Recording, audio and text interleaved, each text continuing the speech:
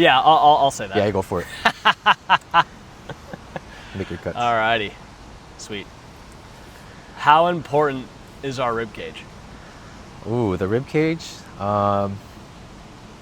Besides the neck and the brain, right? It's probably the second most important thing throughout the body.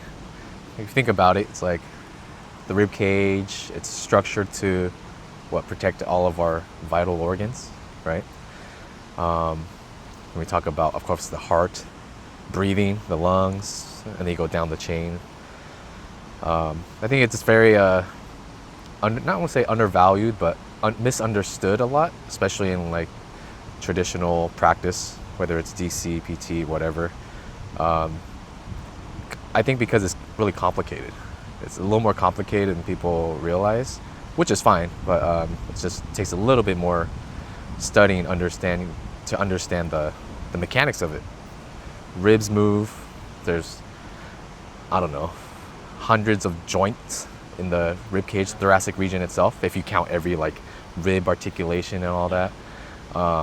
More than like the pelvis and the hips are obviously very important, but if you look at the rib cage, it's like I would consider it like almost like the hub of all movement. You have the neck above and then the pelvis and the lower back down below. What do you think is the most complicated part of the rib cage? Ooh, good question. Most complicated part, so if you had to break it down to like you have the rib cage and you have sections of it, is like the upper part. So and like the way, at least the way I practice, is look at breathing, biomechanics of the ribs and the upper back, and you can break it down to like lower half, upper half, of course, and then there's like a left, right, front, back, right? Think of quadrants. And the upper part is definitely pretty tough because it's closer to the neck, a lot more, sensitive material there. Like when people get thoracic outlet or like all the nerve, the brachial branches, and it can get very, very sensitive and complicated when it comes to, we'll call it treating it. Do you find that area is like tougher to expand? 100%, yeah. Because all the tissues here are just like tighter. Like we have your pecs there, we have a lot more attachments here, like we'll call it the bones that connect and make this kind of upper shoulder girdle, like your sternum and your clavicle. Those are like, I won't say stiff, but those are pretty, like they don't move as much as the actual shoulder complex. And so is that involved though? Of course, 100%. And how do we move it? It's like, that's the hard part, right? People always think like the clavicle doesn't really move. Of course it moves. We know it rotates, and even the sternum, it literally rotates, goes back and forth, and it's just, how do we do that? And then a lot of times, well, at least for me, it'll start with breathing, because you think about where the lungs are, they're literally like underneath all this tissue, and that needs to like expand and compress, expand and compress. And if it doesn't do that, then it implies that it's stiff. Stiff chest, stiff neck, or even down below, right? I find it very interesting how many people shallow breathe. Oh, Even yeah. interesting, like hearing you say the rib cage surrounds all the organs. Yes. And in order for them to work and pump and do everything, the ribs have to move with that. Oh, yeah. Especially our lungs. Like Yeah. our lungs cannot bring in air unless it creates that pressure difference to then get air from out here to then get into our lungs. But Right. they can't expand if the ribs don't move. Right. Exactly. Besides just like shallow breathing, Right. which a lot of people do, Right. what type of breathing do you find majority of people being stuck in? Okay, so the shallow breathing, which is what we'll call it, it's a little bit of an umbrella term, right? And then you get into some people that either neck breathe, we'll go into that, and then also belly breathe, right? None of those are actually bad within itself, right? It's more about if that person only knows how to do that. Let's use a belly breathe, because that's a very common practice that people do with meditation or whatnot.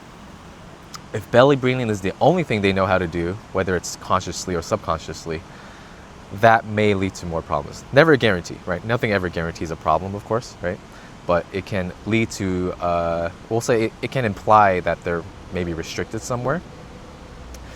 So to go back to what you're saying about if there's restriction in the rib cage, right? Let's just say the rib cage, I like to think of it almost like an accordion, right? It needs to go out and in. If people know what accordion is. It's the instrument used by is it the Irish or? Right, something like that. No, I think the Irish is the bagpipes. Steve Urkel used that. So if that doesn't move well, right? I'll ask people like, I'll kind of get a little bit trivial, like, how long can you last without food? They'll be like, you can go on for maybe a few weeks, whatever. It depends on the person. You can go for a long time without food. Like, how long can you go without water? A few days until you die, literally. And then how long can you go without air? Like, if you're really good at holding your breath, maybe like a minute or two, right? Unless you're a scuba diver or a free diver. But given that we need air to survive, your body will find a way to do it, period. And whether that's, we'll call it efficient or the proper way to do it, it'll find a way. For example, if someone rolls their ankle, right? Think about sports. Let's say it's like a medium tweak. They tweak their ankle. Can they walk from point A to point B? Of course they can. Are they going to do it efficiently and properly? No, because it hurts. They're finding a way to do it. And so with breathing, if we're restricted in that upper ribcage area, or just the ribcage in general, a lot of times people will actually belly breathe. So all that air doesn't really get into the lungs properly or expand that cavity, and that will equal mobility in the upper back. So instead we call it lift the ribcage or extend the back.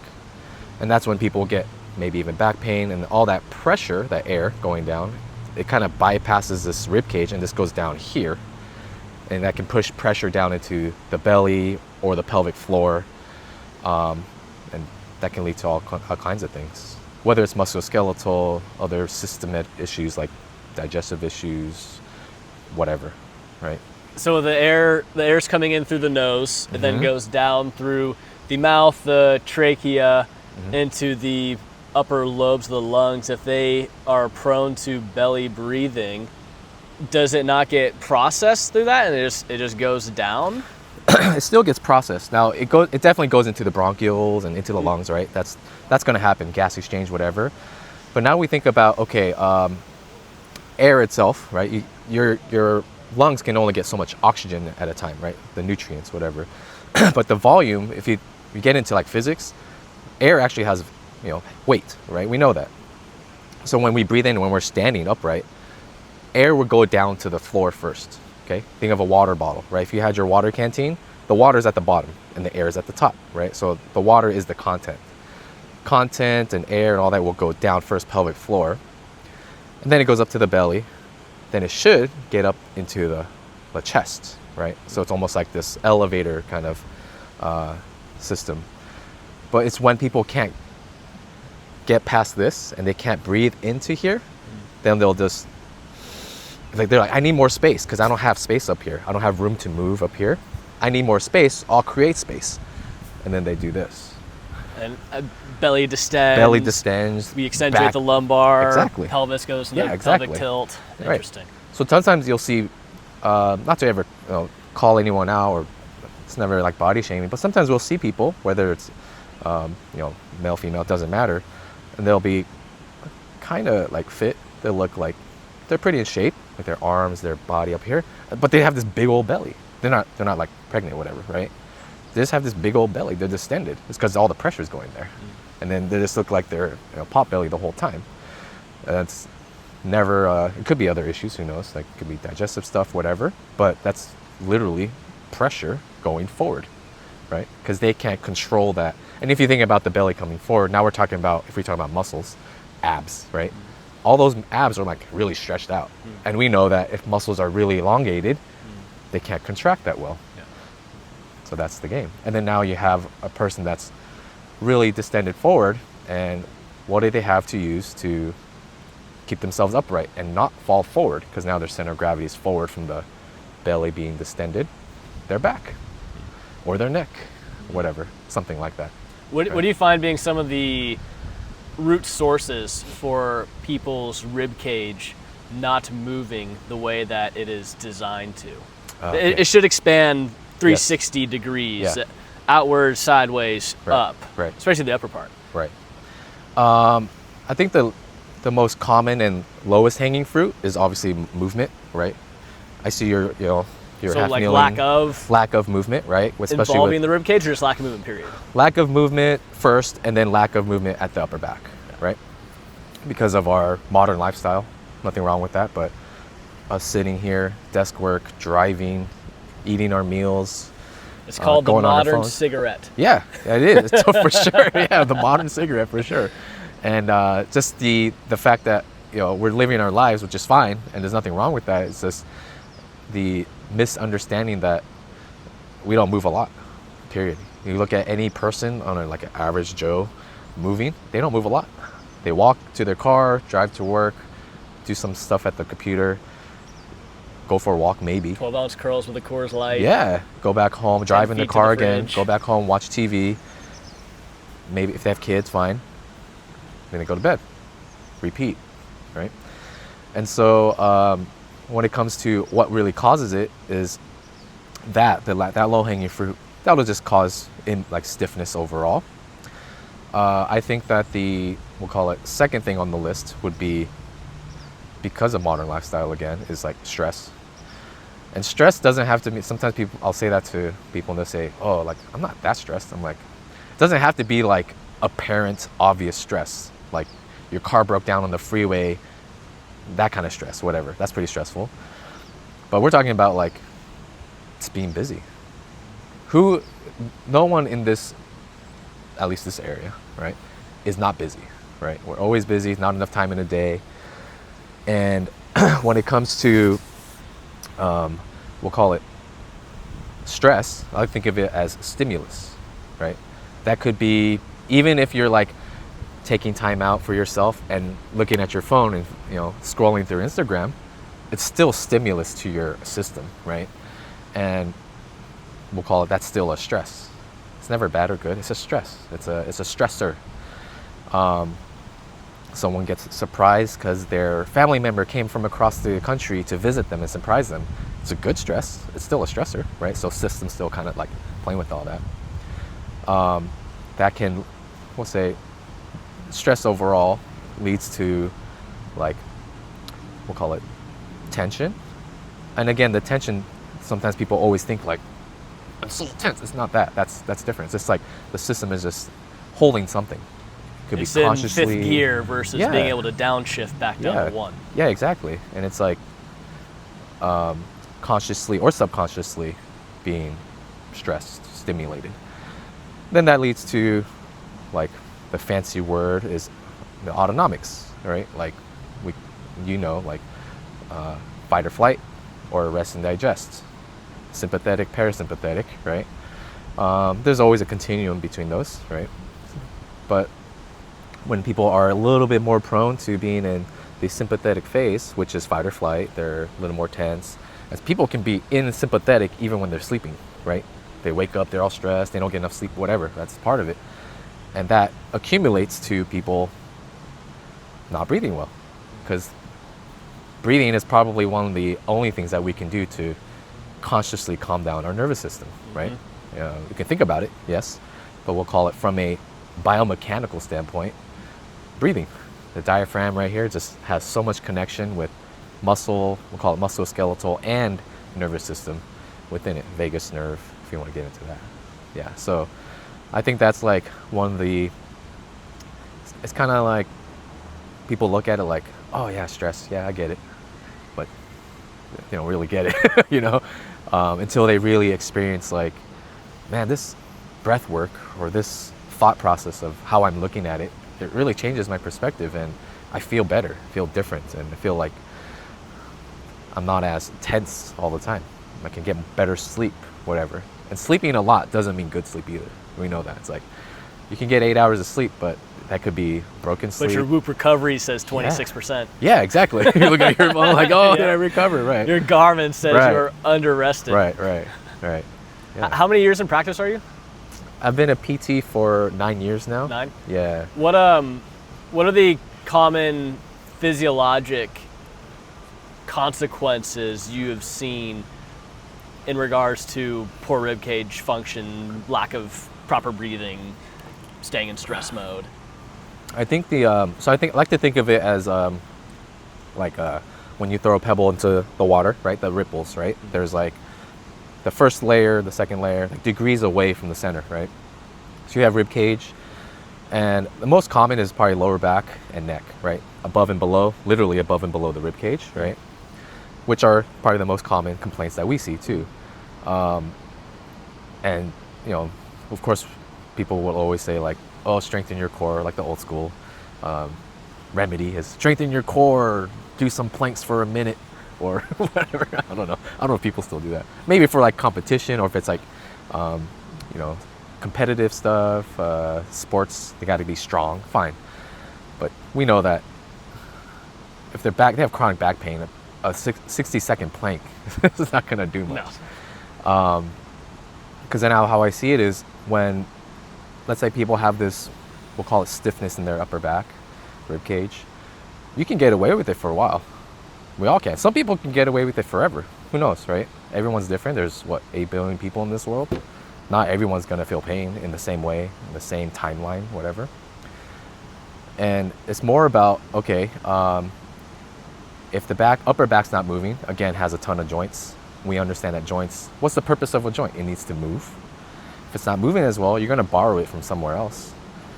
Whether that's the joints or the muscles being tense, you're going to borrow it from the back, the neck.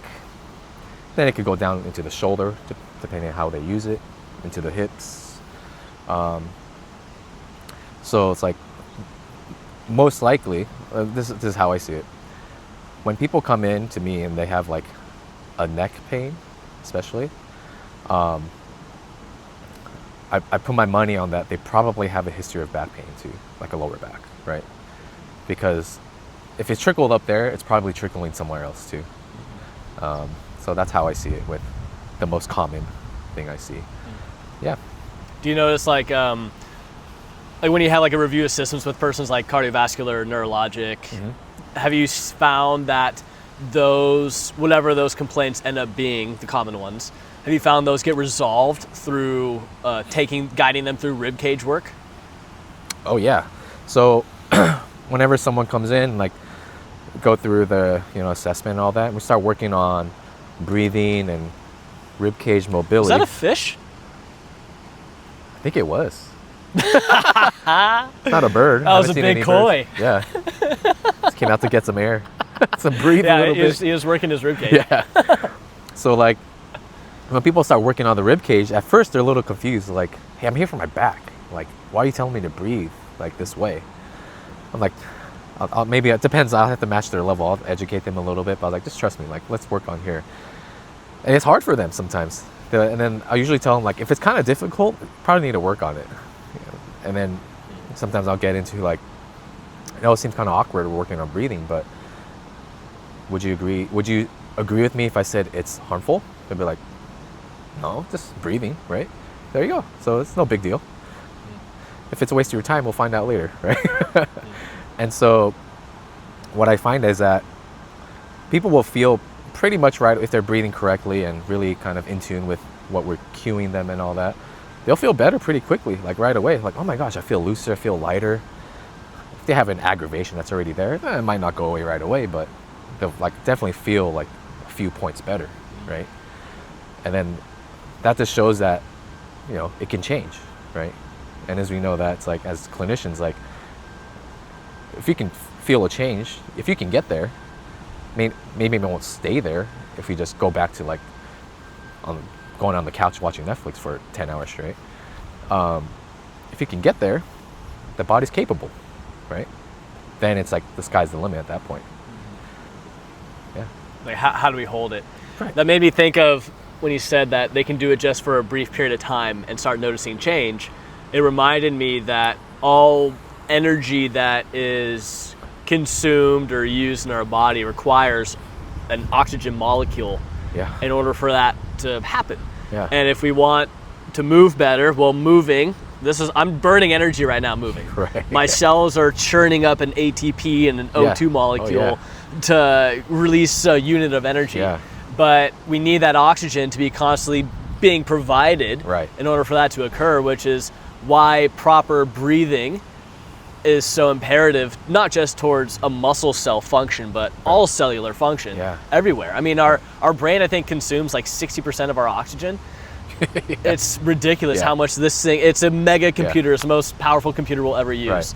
And it's storing and processing and creating and blueprint. It's wild. Right. And it uses all of that oxygen. And if we are not properly breathing, then it's going to put our brain into that survival mode, which really that's our brainstem that's regulating, determining the dial between the fight or flight sympathetic or rest and digest parasympathetic. Yeah. Our brainstem regulates that switch, which then will determine the environment that our brain is processing information, which then determines the function and feeling and symptoms of our organs. Oh, for sure. So if we can't breathe and we can't get oxygen to the brain, well, the brainstem's going to perceive that. It's going to switch the dial towards sympathetic, meaning I'm in stress or I'm not safe. Right. Yeah, it's safe. Mimicking that there's a lion right here roaring at us, and we're like, oh shoot, we gotta, how are we gonna do this? Well, we start breathing shallower, we get our muscles all ramped up and stressed out, and then if that persists, that can happen whether or not we're in the presence of danger. Right. And then it can be sustained for an extended period of time if our system is not able to downregulate and downshift the Maserati that we're driving. Especially when sleep, we're not going to be able to sleep well if we're constantly upregulated, constantly stressed. We're not going to be able to digest well if we're constantly upregulated, because we're not going to be looking to find a restroom if I'm running from a lion. My priority is to run away. But if I'm in that upregulated danger zone, even when I'm just sitting on the couch, yes, I'm going to have irregular bowels and IBS and Crohn's and a bunch of slew of things. Even the anxiousness, anxiety, stress, all that will get super ramped up. It's crazy. And then, like, that's one thing, you said something super similar to what I tell patients too, is that our one conscious access point to our influence, our autonomics, is through our breath. That's the only way that we can dip into that. Maybe with cold, like temperature therapy, that can help. But for women, that's inconsistent based off where they're at with their 28-day cycle. Mobility, blood flow, I'm a big fan of, just to provide some sensory input, get some nerve flow going, blood flow going, flush out some inflammation from the night before. Absolutely. But our breath is that consistent, predictable access point towards that. I find it interesting that you mentioned the if you only do belly breathing, that's not good enough. Like when I see someone, a patient who's shallow breathing, typically they're just chest. It's rising, they're rapid breathing, it's quick. And what I do is I'll tell them to have a hand on their stomach and a hand on their chest, and then only breathe to where only your hand moves. To force them to deep breathe. Because from the book by James Nestor, which we both read, the lower parts of the lungs have all of our parasympathetic nerves. Then the upper part have all of our sympathetics. So then by belly breathing, we're stimulating those and changing the exchange. It's like something with oxygen and carbon dioxide levels results in more sympathetic or parasympathetic versus not. I forget what that is.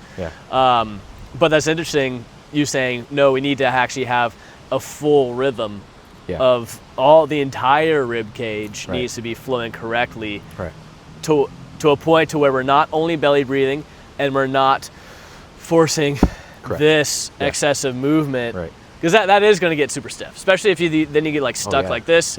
You get stuck in that extended pelvis. Your head drifts back. Your back muscles will literally like be taut the entire time. Your core gets reflexively disengaged. It's just a slew of stuff. Absolutely. It's bad flow. Because if you look at if we get into like muscle stuff, like the diaphragm, it's like you look at like a skeleton with some muscles on it. The diaphragm's like kind of in the center with your core and all that stuff. And so how I like to think about when people explaining the diaphragm, right? It's like, they're like, I always tell my my clients or my patients, get really good at exhaling. And they'll be like, okay. I'm like, why? And so like I'll tell them, like, when you, and we know this is like physiology 101, kinesiology 101. When you breathe in, you contract your diaphragm, right? When you breathe in, you bring air in through your lungs, all that stuff. And this contracts to pull that air, suction down, right? And that's where people are, quote unquote. Contracts how? It's flat. It flattens out. So, because the diaphragm is a dome. arched. It's a dome because it domes around the liver and all that stuff. Like, So then is it the bottom part of it that contracts to make it flatten? It's like the middle. So you have the attachments on the ribs, like where my palms are. Yeah. Like that. And when you contract, it goes like this.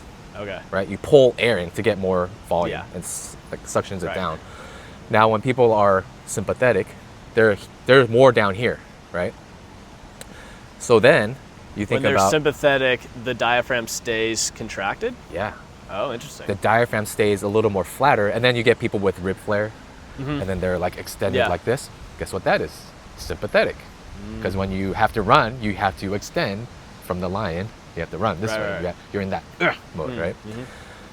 So the polar opposite, which is never like it's like, we know it's a continuum, is when you exhale, the diaphragm gets to relax, right? It has to go from here, air goes out, right? So this volume gets less, right? This is the lungs, the rib cage.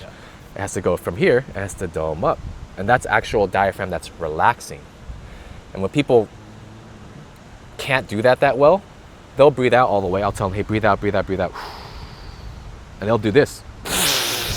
They'll panic because their system says, I'm not used to that state. I don't know where I am there. I don't know how to be safe there. But that's where, when I practice, I at least tell them, breathe out, get really good at exhaling, and pause there. And people are like, and then it's okay, breathe in calmly now. Try to. And it takes practice. They say, I can't do this. This is hard. I'm out of air. I'm like, yeah, you are. But your system has to learn how to be in that, quote, relaxed state. So the easier example would be like a bicep curl, right? We bicep curl. And we know if you go to the gym, you see a bro doing this with like the cable weight, whatever. It's like, what the heck, dude? Go all the way down, right? Same thing. Diaphragm is this right here. You'd agree that I'm tensing my bicep a lot right now in this shortened position, right? And that makes it tough to get more air in because it Correct. has no more room to create that pressure gradient. Can't do this, can't do that, right? Okay. To get a full motion. So Yeah. if you think about someone saying, hey, work your reps through full range of motion, all the diaphragm, way out, full range of motion. all the way in. Then it comes down to, okay, like when you get that better, then we talk about, okay, positioning you in different places to, I like to call it like mold or contort your upper back a certain way in your rib cage, because it's never just a unit. It doesn't move like that. It moves like kind of like a spiral-ish. And then you can like target certain areas of the rib cage and back that are stiff. It reminded me of a chapter in Breath where he talks about less. It's the chapter called Less, where it's like you exhale all the way out, Yeah. keep exhaling, and then you do like a 5% inhale, Yep. and then just hang out. Yeah. And then you feel like how like tense your core is, Right. which reflexively is taking pressure off your back. Yes, exactly. And then this is actually my diaphragm being relaxed. Correct. I totally forgot about that. Yeah. That piece. Yeah. I've used that a lot when I'm with people who's training and maybe their heart rate gets spiked and their breathing's all over the place and they start getting lightheaded. Oh, yeah. I'll have them do prolonged exhale and holds, Yeah. and it brings them back to life. Like, one example was a couple in 2024, so a year and a half ago.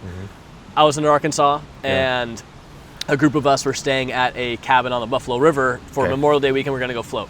Yeah. And Memorial Day is a tribute towards those who have been in service. Yeah. And so one of the main workouts that people do for that is called the MRF, Yeah. which The is Murph, yeah. you run a mile, you do 100 pull-ups, 200 push-ups, 300 Yeah. squats, then you run another mile. Right. And myself, two of the guys I was staying with, it was my guy who I worked for, and then his brother. We did that. And so we went a mile out, mile back, and then we did the circuit it was like 5 burpees, we have a pull-up bar, so 5 burpees, 10 push-ups, 15 squats. Yeah. Anyways, his brother gets torched, and like by round 5, my dude's about to black out. Yeah. And he's all over the place. Yeah. And his heart rate, he had his watch going, and his heart rate was like sitting at like 180. That thing was pumping. Max. Pumping.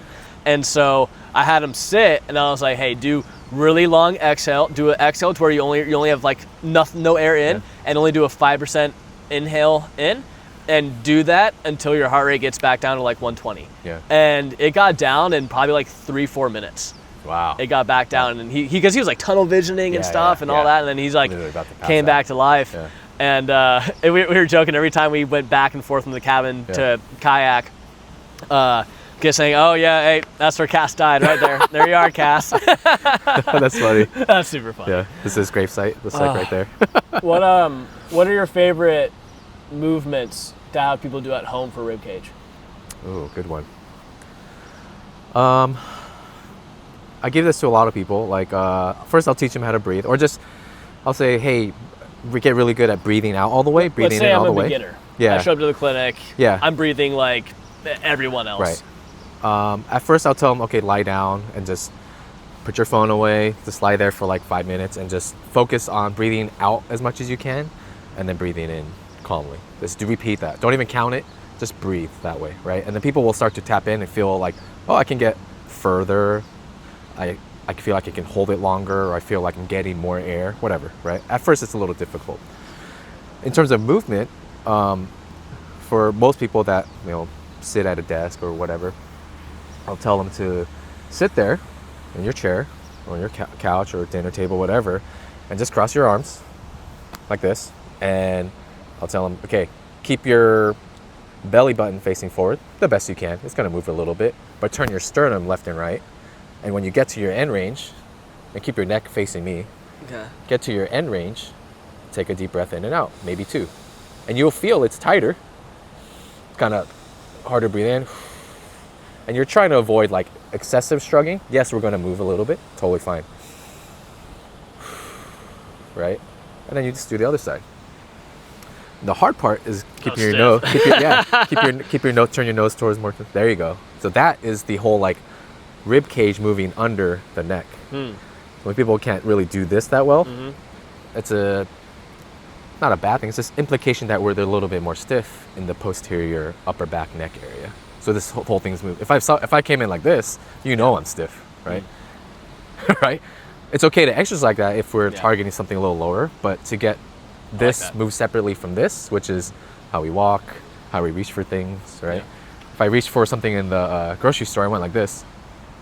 Right. It looks weird, right? Totally. It's like, damn, the guy didn't sleep right, right? But we get this moving, and then now you get the neck muscles to calm down, the upper back, all this stuff to expand and loosen up a little bit. That's kind of like the lowest hanging fruit I give them, and then tell them do it all the time, whenever you can. Don't even count, just do it. So let's say that is elementary school, that's kindergarten, breath work, those two things. What is 3rd grade, 4th grade, 5th grade? Depending on where they're restricted, might get them into some kind of crawling position, or the end game is to do something upright, like standing, maybe like half kneeling something, right? I know you do your thoracic, like, what do they call, like helicopter thingies, right? I see that. I call them around the world. Yeah. I love That's those. half kneeling for the most Probably part. my favorite mobility movement. Right, because it locks up your hips, and then you get to like move the upper back. Gets right? everything. So something like that, because now they're integrating like their hip joints, like to stabilize them steady, versus just sitting here. In crawling, they have to like regulate their upper body tension, and obviously they're on their knees too, if they can do it, and they have to breathe there. Then that gets down into like how we are as humans, right? It's like crawling positions. I feel like crawling positions, as rehab people, we know that crawling is a great place to be, but some people don't realize that that's a wonderful place to have, right? To be able to have that in your repertoire as either any age. Obviously toddlers, babies, and all that stuff, that's where it comes from, right? We kind of evolved that way. Managing gravity, shoulder girdle, and most people like at our age, like older adults and even getting elderly, I ask them, when's the last time you got on the ground? 30 years. Like, let's do it, right? And then they complain that I can't get up from the ground. That's like, we know that that's like a comorbidity, right? It's like, it's a factor. Like you might, the more movement you have, period, the better chances you are of living, period, right? So that's my 3rd, 4th grade level. Nothing specific, but crawling positions, some You maybe asked half them when kneeling. was the last time you got on the ground? Yeah. I asked them when was the last time you had your butt on the ground? Yeah. They're like, huh. Just sitting on the floor. Yeah. And then like getting down to the floor. Yeah. We don't realize how far away and how scary being 6 feet away from the ground is Yeah, until for you sure. try to get all the way down. Right. A chair is nice, it's a cheat code. Right. But getting your butt below your knees and then your feet, Yeah. that's super tough. And then just exploring how your body moves Right. when you're on the ground is way different than doing like a standing stretch. Yeah.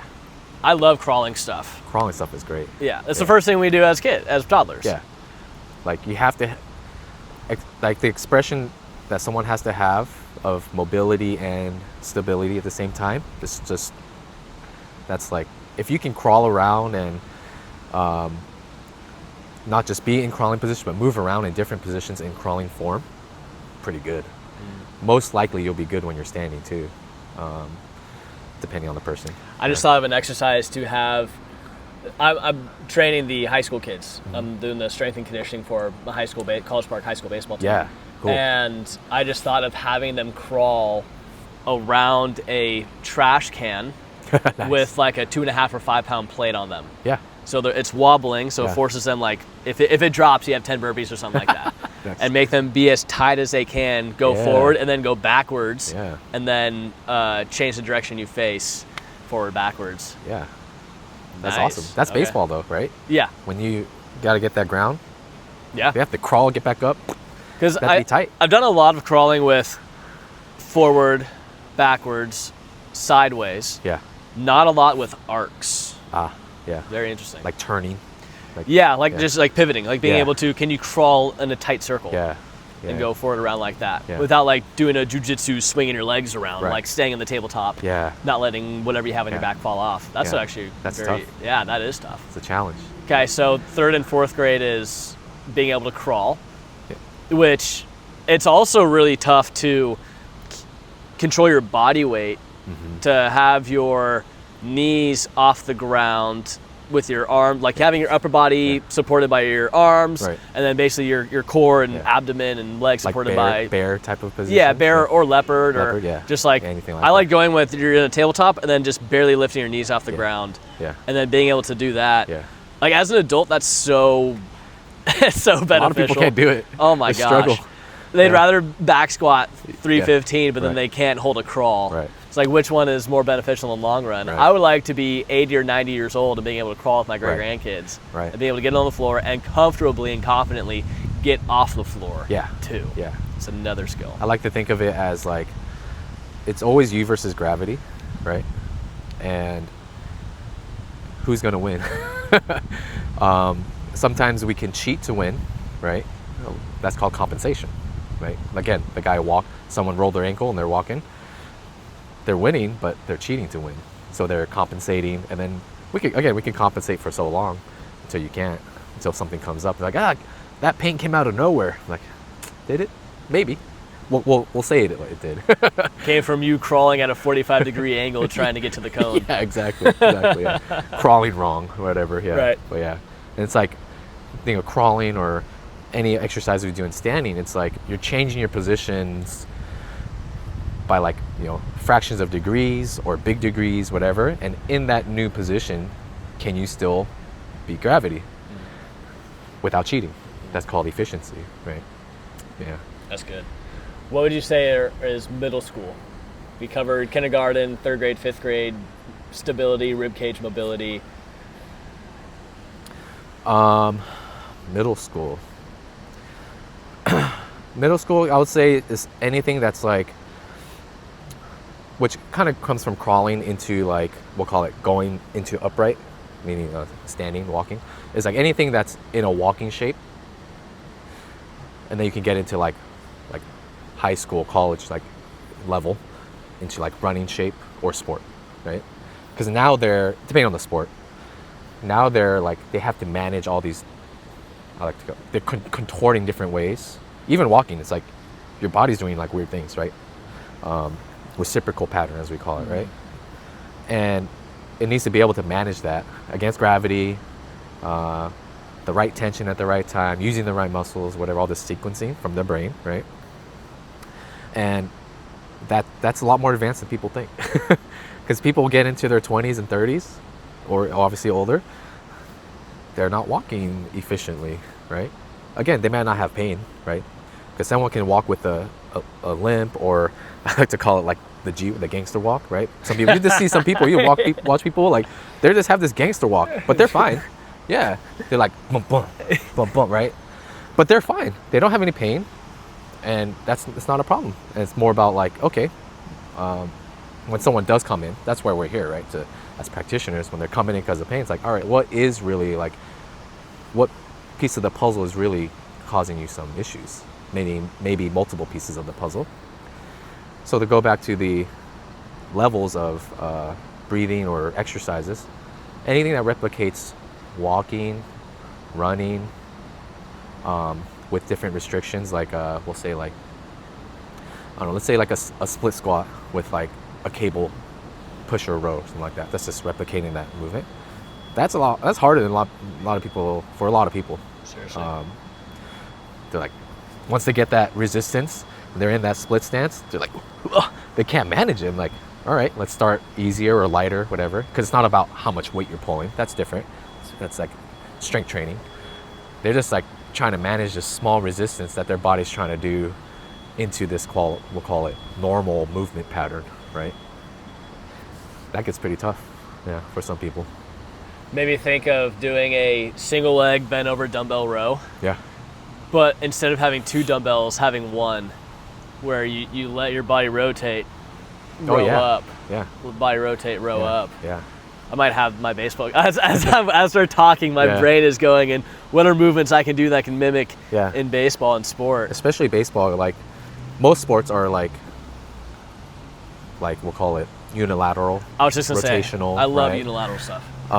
And that's like when there's time and place for like bilateral stuff. You know, barbell squats, overhead presses, even like rows and stuff like that, barbell rows, whatever. There's a time and place because it's stability and strength. But if they skip the unilateral stuff, the reciprocal stuff, it's gonna be tough. Yeah, you don't really see a lot of. There's nothing against like CrossFit at all, but you don't see a lot of like baseball players do like extreme CrossFit all the time. They might do a little bit, like some form of it, but it's like a pattern thing, right? They need to learn how to really kind of spiral their torso and learn how to relax their tension too until they throw, whatever, right? Swinging. Yeah, I have them doing about probably something rotational in each lift. Absolutely. Has something rotational. Everything has unilateral stuff. Yeah. A lot has single leg, like balancing things. Yeah. If there's anything that's bilateral-esque, it's primarily body weight, like endurance stuff. Yeah. But majority of it is unilateral, dumbbell, landmines. Landmines are great for baseball players. Landmines are great. Yeah, those are fantastic. Those definitely make... Med ball throwing? Yeah, the med balls are locked in the gym, which is super frustrating. That sucks. So I have to find ways to mimic that. Because, med ball throws are probably one of the best things. Yeah. You can smash that thing in the ground, like chuck it against a wall. Power control. Explosiveness, all that. Yeah. So it ends up being a lot of landmine stuff. Yeah. Is the power things, or doing like a unilateral, like almost like Olympic lifting, but with dumbbells. Yeah. So it's safer for them. Yeah. But going from a clean to a press with a split jerk. Yeah. Yeah, that's great. All that cross-fall patterning and stuff. Yeah. Like I like to think of like obliqueness, right? Like that diagonal patterns. We just need that. That's like 99% of our tasks in life. Mm-hmm. Unless you're like a power lifter, that might be different. They have to do bilateral power strength, be grounded, and they have to lift unilaterally really, really well. What are the different types of breath work you coach your people through? Besides just laying on the ground and breathing for 5 minutes. Yeah. Like different types, we'll call it. Yeah. Okay. Good low-hanging fruit if they're kind of really new and they're like kind of not getting it when I'm teaching them to breathe out all the way. I'll just teach them box breathing, which is pretty common. Explain it. Box breathing is like, we'll pick a number, like let's say 4 seconds. So you would breathe in for 4 seconds, pause for 4 seconds, breathe out for 4 seconds, then pause for 4 seconds. So it creates that box. Whether it's 4 or 5 seconds, whatever, that depends on the person. And that teaches the person to learn how to hold their breath at either situation. I also control their breath in and out. So they're not like doing the big bad wolf when they breathe out as fast as they can. And then it's like, no, you need to breathe calmly out for 4 or 5 seconds, whatever. Control that thing, pause, understand where your body is, your ribs and all that stuff. Then breathe in. Again, so they don't, suck in all the air they can at once, but 4 seconds is kind of a long time to breathe in. People think about it. Most people are like, especially exhaling. yeah, like either way.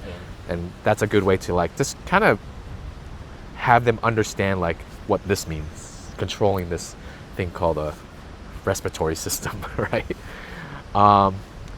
After that, then we'll call it the main category that people would call the way, or what I would call the breathing that I do is 360 breathing.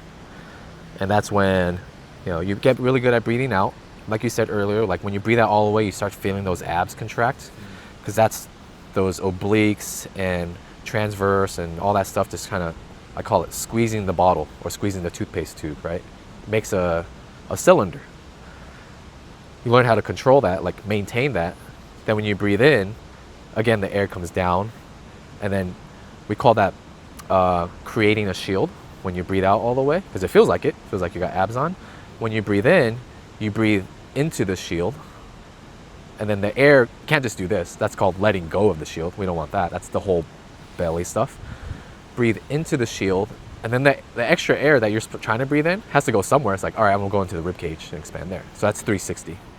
Yeah, you're trying to fill that bottle in all directions. So is that belly breathe to chest breathe? That's how that flows? So it's like, it's a belly breath, but with the intention to not only go to the belly. That's when it becomes an issue. It's when people don't get air to here. Believe it or not, people need to get air into their lower back too. Like that part can move. When the air only goes to the belly, then it becomes a problem. But they need to learn how to expand the thing in all directions. So where do our lungs end? Right here. They end around the ribs. Yeah. How do they get to the lower back? The air? Well, the lungs will just bring in air into the cavity overall. Okay. And a lot of times you think of it as air takes up space, right? So then your guts and there's like excess water and air down here too. We're made out of fluid, right? That has to get pushed out to the sides too. But if it doesn't have anywhere to go because there's too much tension in the back for whatever reason, even your guts and your air and liquid, all that stuff, can't go anywhere. So this goes there. Beer belly, whatever, right? It could be beer belly, but we'll call it that. So that it's not just pure air, oxygen, right? It's like the air that, we'll call it, displaces all this fluid, and yes, there's other air molecules, all this stuff in here, volume, to other places. Yeah. It sounds like the wave breathing that Alana coaches people on, like basically like the belly to chest to head, like the kind of you breathe into your stomach, and then you start feeling your ribs expand, then you kind of feel the air start to make tingling sensations on the top of your head, and then you release it down the same. I call it elevator breathing, which is the same. Elevator. Okay. Bottom floor, work your way up. It's the same thing though. That I find that my body does that a lot when I do Wim Hof style, Wim Hof, like rebreathing stuff, which is like go to Wim Hof. You inhale, do a big inhale, exhale, you repeat 30 times, and then on the last one you do a big exhale, then you hold, and you just hold for as long as you can. And then you repeat that cycle 3 times. I haven't done that in a long time. I might do that when I get home. It's fun. It's like, that's the thing with breathing. It's like, you can do it anywhere, anytime. I tell people, do it when you're driving. When you're stressed out because someone cut you off and you're in bumper to bumper traffic, take a moment, just keep your eyes on the road. But take a moment, just do a couple of deep breaths. It doesn't make the cars go away, but it reminds you that you're in control of how you feel too. Yeah. I notice primarily a time when I do it is when I'm exercising or training, and my body starts to I'm starting to breathe a little bit faster. I'm like, whoa, that was rough. I'll force myself to nasal breathe, and I always find that nasal breathing helps just send everything down and puts me back in control of all the fire alarms. So my physiology is screaming. That happened today when I think I did like simulated like a high rocks today, Yeah. and the last one was 100 thrusters after That's brutal. running your fifth half mile. Yeah, right. And I think I was at like 40 or something. I was like, Yeah. wow, this is buns. Yeah. This sucks. Yeah. And I was, Yeah. and then I just forced myself to close my mouth. I was like, Right. it was probably faster, but Sure. it, even just like mentally, like your thoughts start Oh, changing yeah. and everything Yeah. versus being like, oh my gosh, oh no, all this. Just Yeah. like, okay, yep, all right, 10 more. Yeah. Okay. Isn't it crazy? It's wild. It's wild. And it's like, some people will call it like meditation, which it kind of is, right? Within itself. It's like, and then like people say, oh, it's voodoo or whatever. It's just like, it is. It's literally like when you take that time to breathe, whether it's like one breath or a few seconds, whatever, you're kind of tuning in with yourself. You have no choice because you are consciously focusing on your own breath. So you're tuning in with your own self. Then you start to realize like, it's okay, things are fine. And hopefully that's the result. And things calm down, typically. Yeah. Our breath's crazy. It's It is crazy how much crazy. it influences. Yeah. Like if there's a takeaway, the rib cage is a structural thing. The whole respiratory system is a structural thing that has numerous, it has an abundance of influences on how other systems function and coordinate. Absolutely. And if the respiratory system, rib cage, diaphragm, lungs are not operating correctly Yeah. due to whatever limitations or lack of intention or negligence Yeah. through just years of being a human, how that could potentially be a root source of XYZ chronic problem. Absolutely. Tons. Absolutely. Yeah. Tons. Yeah. There's even, I remember in the book Breath, there's even, I think, resonant breathing, where it's super similar to box breathing, but it's Yeah. a 5.5 second inhale, Yeah. 5.5 second exhale, and if you just repeat that, you'll get 5.5 seconds or have 5.5 breaths in 1 minute. Oh, It's interesting. weird how that all syncs Okay. up. Because 11 seconds times 5 is Yeah. 55, and then you get 5 half seconds. Gets you interesting. towards- Okay. Whoa, that's cool. Yeah. Yeah. And he says in the book, I don't know the science behind this and Right. how true it is, but he says that that is the frequency that your organs prefer to operate at. That's the rhythm. Yeah. If you want them all working together in coherence and Yeah. coordination Yeah. and harmony, Yeah. is that 5.5 second inhale, 5.5 second exhale. Yeah. You get 5.5 breaths in 1 minute, Yeah. and that's how they flow. That's funny. That brings this up because like maybe a month ago or so, I was taking a continuing education course. It was about the rib cage and stuff. And then in typical, whether it's not just PT but medical, right? Medical system, when you check someone's vitals, right? Check their blood pressure, check their heart rate, blah blah blah. This, and then depending on the situation of the patient, you check their respiratory rate, right? And in textbooks, the standard respiratory rate is 12 to 20.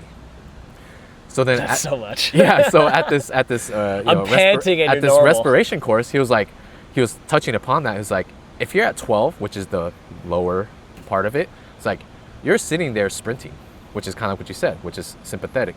It's like normal is 5 to 6, give or take. Right? Everyone's different, but it's like yeah, your breath in, breath out should be pretty long, pretty calm, depending on the situation. But if you're just sitting there and you're as relaxed as possible, it shouldn't be 12. That's really fast for people. 20, that's like 20 is like 20 is you just sprinting. Inhale, exhale every 3 seconds. Yeah, that's fast. That's a super lot. fast. You have no chance to calm down or like that's sprinting Yeah. basically. If I'm It's kinda breathing wild. 20 breaths a minute, how much faster does my heart rate get? How much higher does my blood pressure get? Right. How tense do my muscles get from working hard? Right. All of the complaints that people have. How Yeah. anxious, how stressed am I gonna feel? How anxious am I Right. gonna feel? How Right. difficult is sleep gonna be? Right. Well, my arms start going numb. Yeah, I for definitely sure. won't be able to digest the bagel I just ate. Yeah. Definitely not. Yeah. And that's the thing. That's If someone's sitting there, let's say they're at 12 breaths, let's just say 12 to 15 breaths per minute. We know that they're breathing a lot, right? And they're probably not breathing efficiently, which is like breathe out all the way, breathe in all the way. So now they have like this issue of like, brain is saying like, I need to do this. I need to breathe like this, right? So then they start getting the back involved, again, going back to like what's affecting it. And then we get into people that neck breathe, right? When people are like tense, let's say you ran a marathon or ran a sprint, yeah, you're gonna have to use your neck. But if you're sitting there sprinting, as you're sitting there quietly, you're using your neck, whether you like it or not. So all this stuff, we call it, in the field of practice I practice it, we call that you're deadlifting your rib cage 12 times a minute, maybe more, whatever. So then now those muscles, they're not meant to, we call them accessory muscles, right? We know that. And it's not meant to deadlift this thing called the rib cage and pull it up. And people are like, oh, my neck kind of hurts. Or when they wake up from their sleep, it's probably because they're like using their neck when they breathe. And then we breathe around 20,000 times a day in 24 hours. It just depends. And when that happens, it's like, all right, is your neck supposed to do, if you're working out, fine, right? That's where recovery comes in. But if someone is working out and then they're tense all the time, is it ideal for your neck to do 20,000 reps more than it's supposed to? Probably not. You might get away with it for a day or two. Yeah, exactly. And it's a really long workout. It's a long workout. It's not necessarily like it's deadlifting heavy. It's like it's deadlifting a lot of reps. How heavy is our rib cage? I don't know. That depends on the person. Yeah. Yeah, fair. Yeah. That's a lot of deadlifts for the neck. It is. Yeah. That's crazy. I like that analogy. You've had a lot of good analogies. Because all those like the SCM, we know SCM and SCM, scalene, all that stuff attaches levator. to, guess what? Your clavicle and your ribs on the top, right here. If you can't do this, it'll find a way to, again, lift and create volume in here to get that extra air in instead of expanding it 360, which is kind of gnarly if you think about it. It's also wild to think how many different sources of symptoms there could be, of complaints there can be. Like I have a big lens of neurologic, understanding reflexes, muscle tonicity, hypertonic, hypotonic, how all that stuff works, brainstem, neurophys, all that stuff. Right. And then hearing this deep dive into the rib cage, breathing, even just almost everyone has tight neck muscles. They wonder why, and they're like, it only. I get a massage or I stretch and it lasts for a day or something. And I don't know why it keeps coming back. And I have the lens of neurologic. Something is not moving correctly, therefore we need to create stability. A way to create stability is cause a reflex that make things clamp down tight. You're like, we always need breath. We constantly need breath throughout the entire day in the perpetuity of our entire lives until we become a dead inanimate object. And we're going to do 20,000 reps per day. And if your rib cage is not moving appropriately, your neck muscles will cause those ribs to move. Therefore, we are doing 20,000 neck deadlifts per day. A dietitian can be, your metabolism is off, which causes you to be stressed, which causes things to clamp down, which is not wrong by any means. Even someone like a podiatrist, a biomechanical podiatrist, if that's even a thing, will say your cuboid or your calcaneus is out, which causes upgrade shifts into your pelvis, 100%. And then we get a torque into the rib cage, and now we're doing the neck deadlifts. Exactly. Even I met a airway dentist a couple weeks ago. And he was telling me about, he had some crazy explanation for TMJ with oral structure, how your tongue moves in and out when we sleep, causing the jaw muscles to clamp down because we're trying to create space for our tongue to move out to stop snoring. Correct, for breath. For breath. And just like, dang, because I have my understanding of what can cause TMJ through a neurologic lens, but then just hearing all these other expertises and understanding the chain reaction mechanisms is just fascinating. Right. Usually, if we dive into like TMJ and like the breathing issues of like sleeping, when people have like CPAPs and stuff, that's typically we'll call it rib and neck issue, like that kind of complex, because it's restricted. And then the tongue gets involved because your tongue, the hypoglossal, all this stuff starts to get into play, and there's so many muscles that connect from the here to here, right? Just deep inside. It's like that's the deep neck anatomy, and if that's affected because we're stiff or it's tense all the time, it's going to constrict. It's just going to be tense like that. A lot of like singers understand that stuff. Obviously, like people that into like dentistry, if they're into like past the teeth, call it past. If they're past the teeth, they get into the airway stuff too.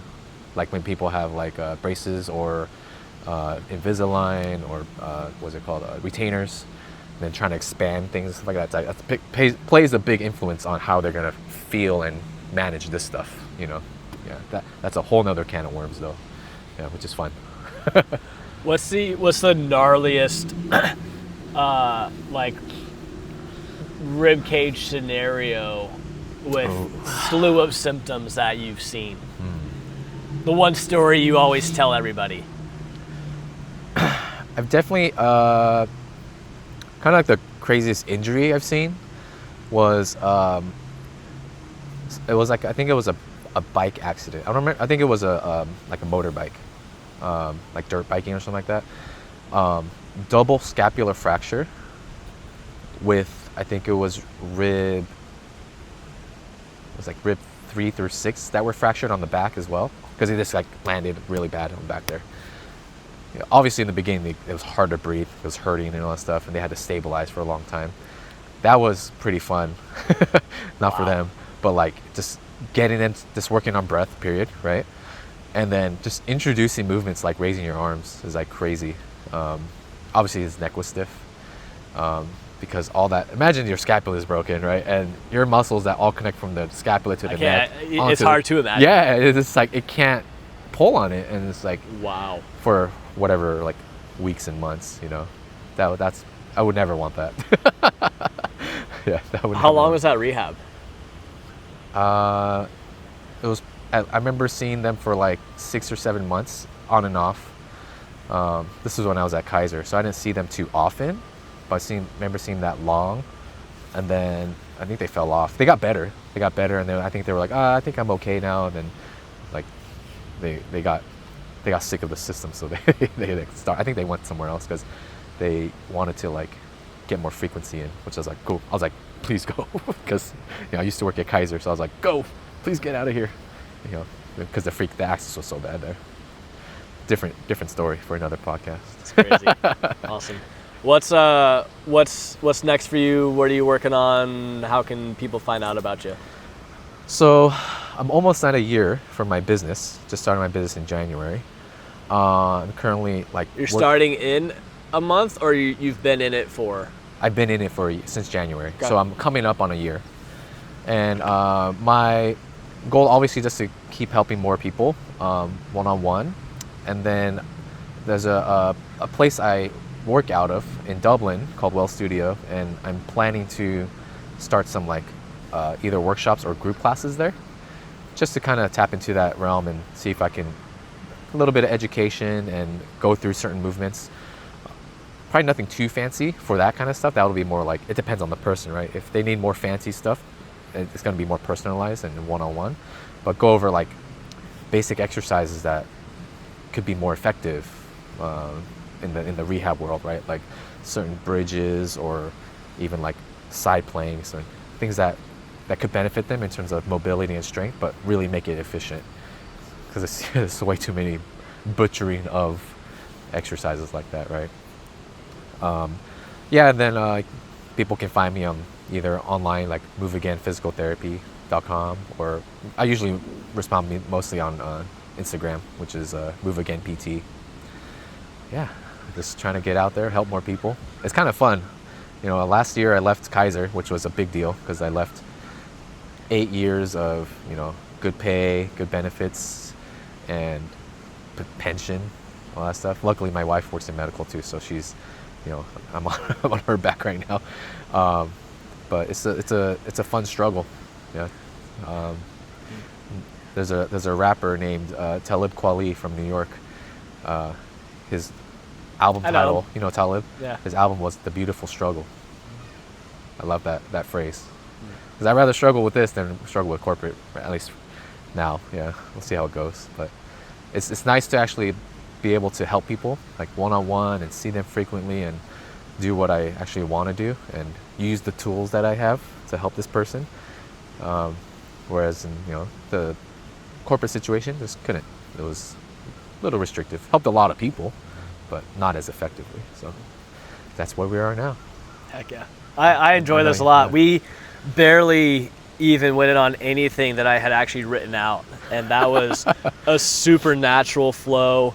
That was fun. And we dove into a lot of stuff that I find I enjoy. Yeah. All the breath work, rib cage fun. stuff, Yeah. diving into rabbit holes. I learned some stuff today too, things Yeah. that I forgot about. Yeah. That was sweet. Yeah. That was super It's sweet. fun, dude. I'm excited to rewatch this one. Heck yeah. Nice. I'm excited to do more. There's so much more we can tap into. When we start talking about feet, because I did a lot of like education on feet and that grounding and how that affects up the chain. That'll get pretty fun. Yeah. Well, we'll Yeah. plan that one. For sure. Nice. Cool. Awesome. Yay.